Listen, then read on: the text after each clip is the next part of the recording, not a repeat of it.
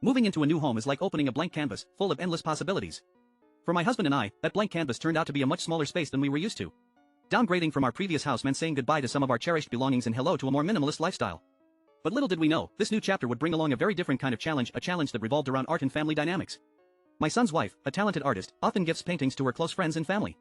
She's got a passion for creating vibrant, stylized pieces that tell a story. I have to admit, not everyone who receives one of her paintings is a fan. Take me, for instance. While I appreciate the love and effort she puts into each piece, I've always been drawn to more natural, serene settings, think beach sunsets or forest landscapes. Unfortunately, her art style, which features elongated limbs and curvaceous figures, just isn't my cup of tea. When we moved into our new home, I was excited to start decorating our living spaces with pieces that truly reflected our personalities. I picked up an incredible ocean-inspired painting for the living room, and it quickly became the centerpiece of the room. But that wasn't the end of it. My son's wife stopped by to pick up some of our old 4th of July decorations, and while browsing through our garage, she stumbled upon the painting she had given me. At first, I brushed it off as a chance encounter, but things quickly escalated. She brought up the new painting I had bought for her living room, and I found myself explaining, for the second time, that we just didn't have any available space for her art piece. But instead of letting it go, she offered to help me find a spot for it.